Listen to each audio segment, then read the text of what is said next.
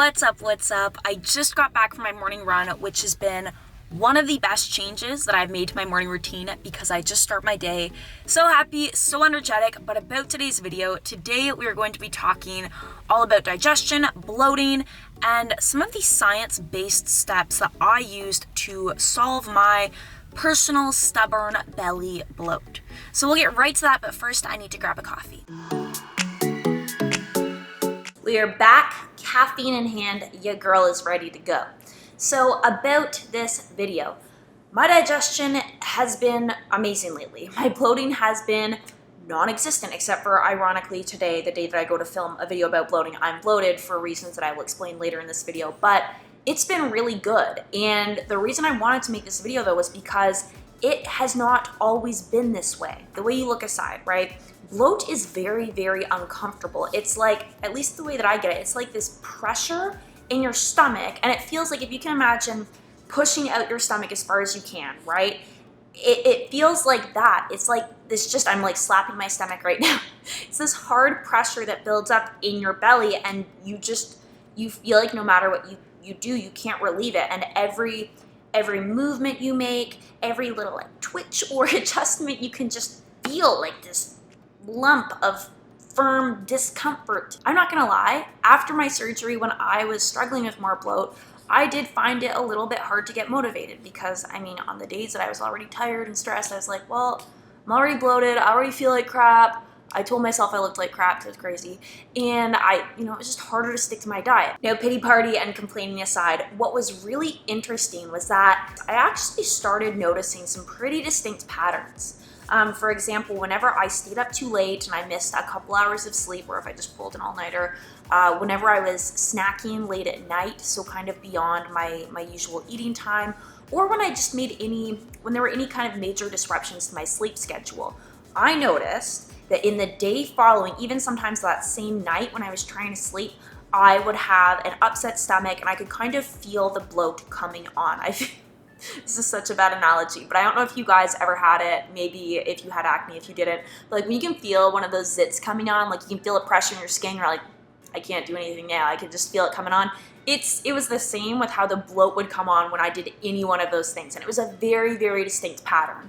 What I didn't realize was just how closely your digestion was related to your circadian rhythm, or in plain language, the cycle for when you are awake and asleep. Multiple studies have now confirmed this connection, and newer science goes as far as to say that a disruption of circadian physiology may result in various gastrointestinal diseases. Think irritable bowel syndrome, IBS, acid reflux, peptic ulcer disease. I keep screwing up the peptic ulcer disease. Not good stuff. And so as I continued my digging, I began to realize that every little pattern I noticed had a rather plain and simple scientific reason for why it was happening. Take, for example, going to bed late. If you go to bed late, this leaves less time for quality sleep.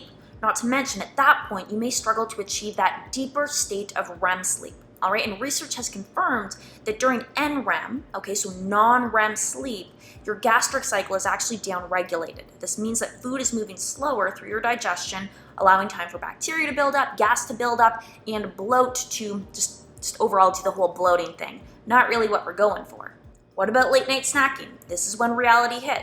Yeah, girl, I love Netflix, chill, but it doesn't stop there. I need a snack. Because there is nothing more comforting than curling up with a fuzzy blanket with my dog and having a snack. But again, unfortunately, we run into issues with digestion. Not only is gastric emptying slower during the evening wake state, so when you're awake at night, but as we just mentioned, it's also downregulated during NREM, so non-REM sleep, which for most people makes up the bulk of their sleep cycle. While some studies are super optimistic and they say, hey girl, you can have a little late night meal that might help to stimulate the migrating motor complex and speed things up a little bit, the other issue you run into is that insulin sensitivity is downregulated as well during the evening hours. All right, now carbs after dark, those myths aside, you will not get fat eating carbs at night. What it means when your body is not as responsive with insulin is that you're going to struggle to get the glucose out of your bloodstream and store it. So you're going to have high blood sugar at night.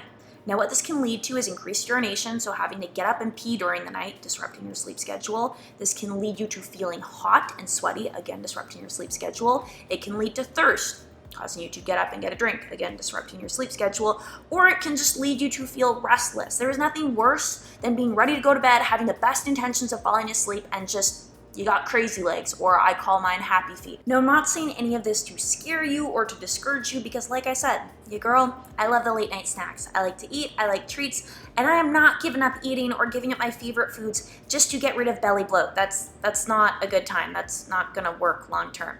So instead, what I'm gonna do is, over the course of this video, I'm gonna come back to the points that we just discussed. I'm gonna show you how I practically work them into my lifestyle without completely uprooting things or being miserable, and I'm going to share a few more digestion-related bloat-busting tips with you. There will also be a workout as well as a few little sneak peek hint type things for a big announcement we got coming later on this week. Alright, so if you haven't already, make sure you hit that thumbs up button and that you're subscribed to my channel, because we've got some big things going on within the next few days once this is posted. Alright, so I am already rambling. This is great. I hope you guys are excited for the video. I'm gonna get to that now.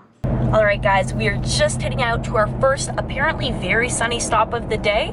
We are actually heading out right now to do some filming with Cody for an upcoming video that I'll have coming later this week that has a really exciting announcement for you guys. But he's basically gonna work his magic and put together a beautiful cinematic running something or another. Cody's gonna do what Cody does best.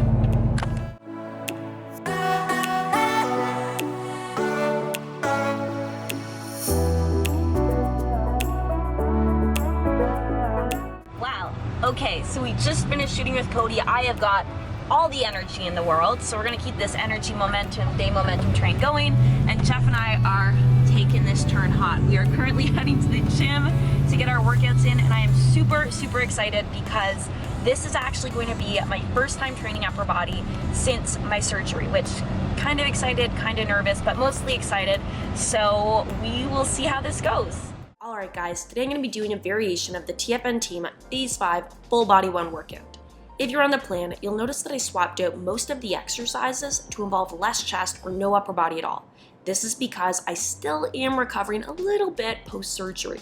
If you're not on the plan though, what you doing, girl? Make sure you take the body type quiz I've linked down below to get the best plan for your body type and goals. First up, we've got the machine hack squat. Now here, I usually do a barbell back squat, but understanding that I'm trying to minimize any stretch or real effort from my chest muscles, I'm going to swap this one out. When working around an injury, it's important to consider not just the injured muscle, but also everything it's connected to. Tight chest muscles can make it difficult to pull your shoulders back, which is part of why I like this exercise. It lets me keep my shoulders in a more neutral position while still getting the same range of motion as a regular back squat.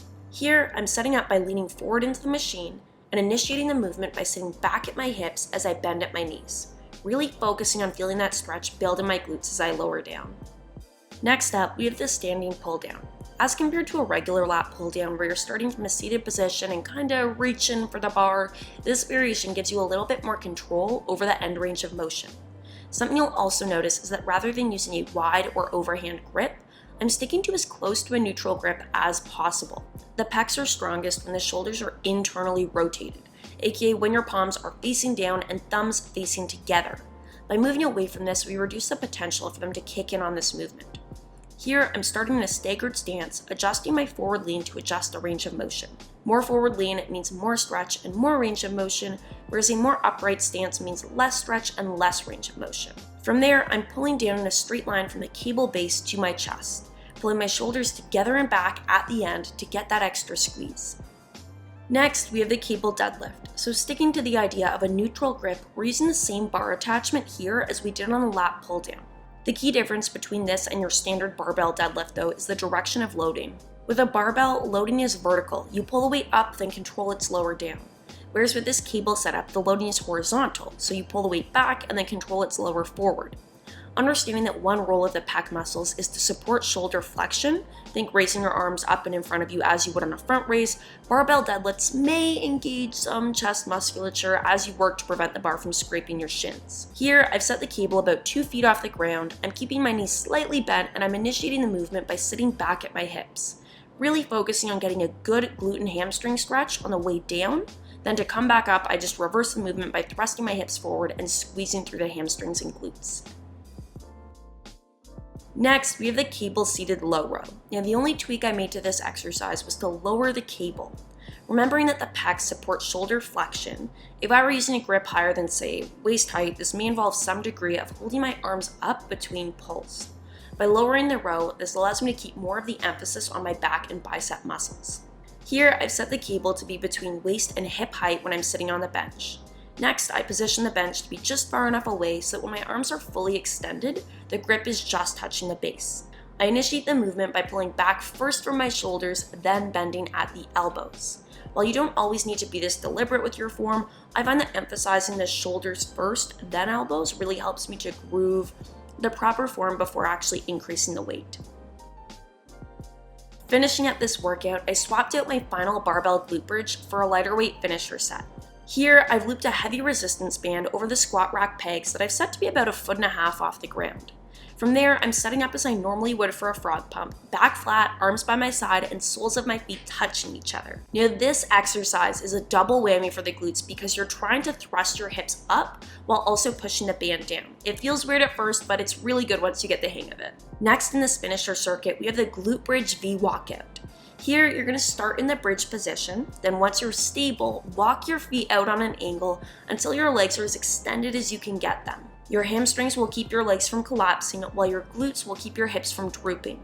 It's for this reason that you really want to focus on keeping those hips tight so you can keep your glutes squeezed and engaged. We are done at the gym. It is still incredibly bright out. My eyes are watering, but I am so excited because we are on our way to get a post-workout treat, which is part of what I'm recording for my upcoming video. I ate everything I wanted for a week. What happened? So we're currently on our way to get that, and I'm really hungry and I'm really excited to get whatever I end up getting. Oh my gosh, I'm fully crying.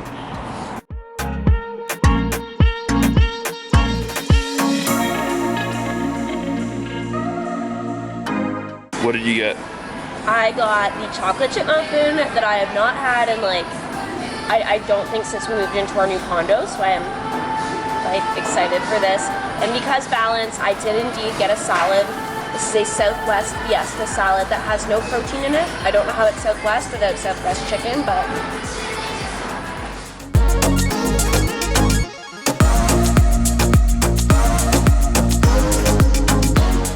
seriously guys, and I'm going to talk about this more in that next video, but just because you're having a treat or just because you are giving into a craving doesn't mean you have to completely blow your diet or just become incredibly bloated.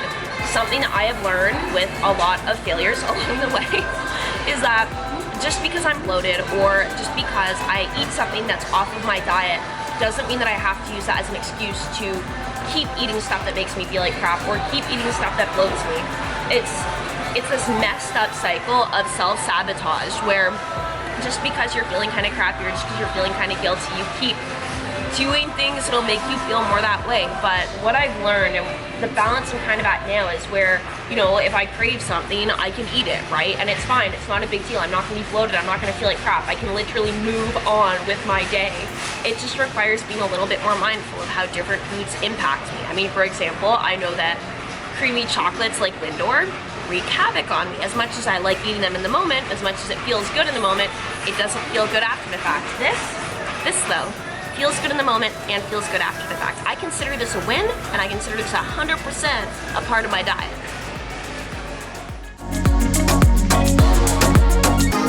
I believe, oh no, I lied, we gotta tilt you up. There we go. We have now got you in position. Alright guys, so it is quite a bit later in the day now. I just got back, well, I'm so sorry, DC. Myself and this little fur ball, we just got back from our nighttime walk. Hello, you're so beautiful. I can't hold you like this the whole video. We just got back from our nighttime walk and from this has been my routine lately, getting my nighttime treat. This is a half and half, no calorie Arnie Palmy. Keeping more basic.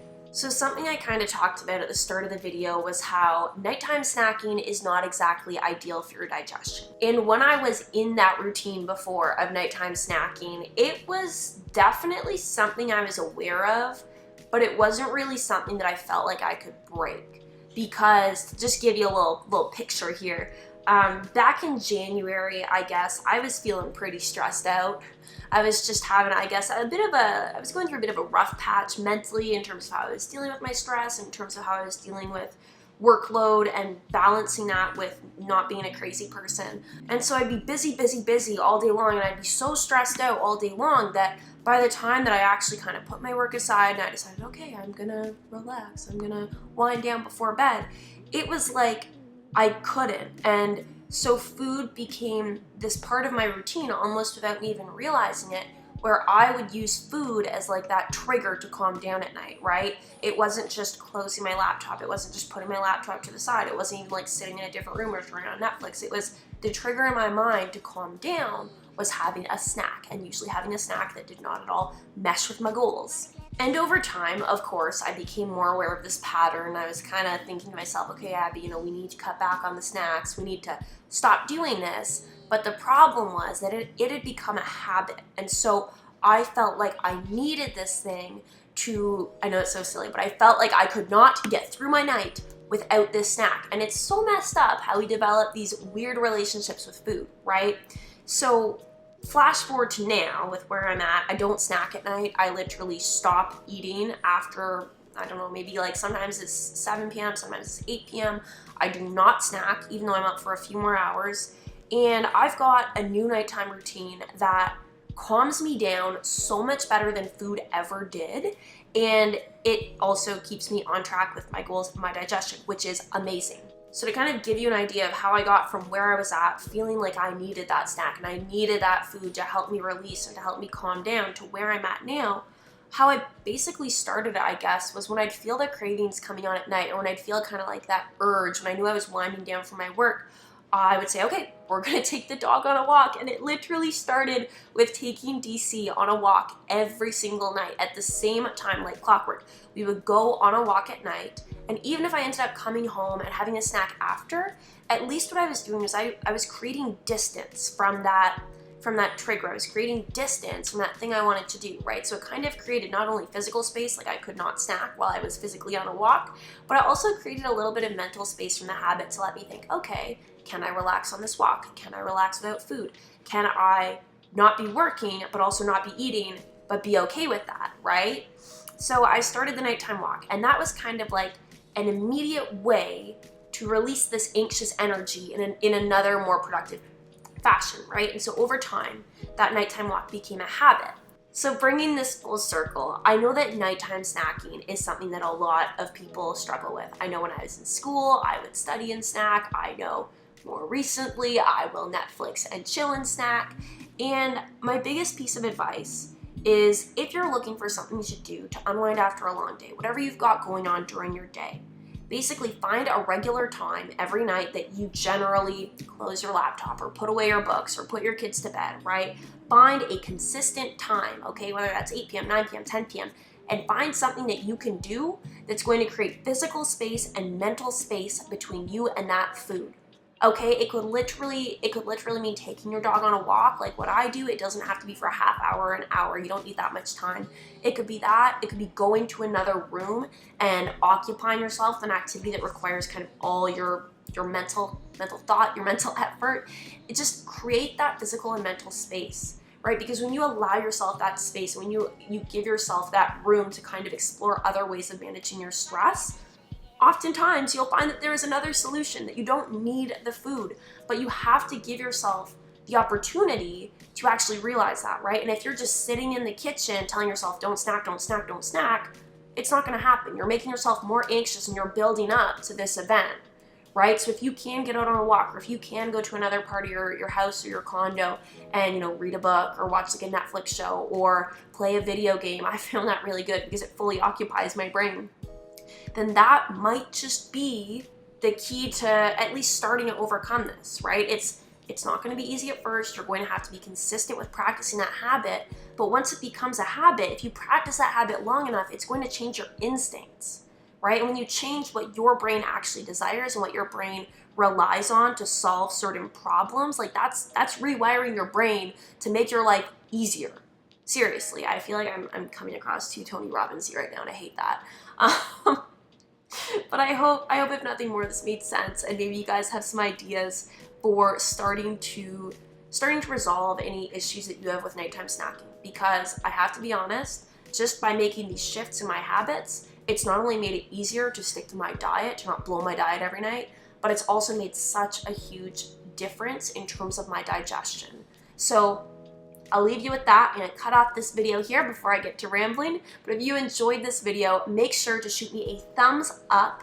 Make sure you're subscribed to my channel. And I'm aiming for 2 more videos this week with a really, really exciting big video coming at the end of the week. So if you're not subscribed, subscribe. If you are subscribed, make sure you got that little bell on, because you know, we got some exciting stuff coming. All right, I'm going to cuddle my dog and drink my treat drink, and I'll chat with you guys soon.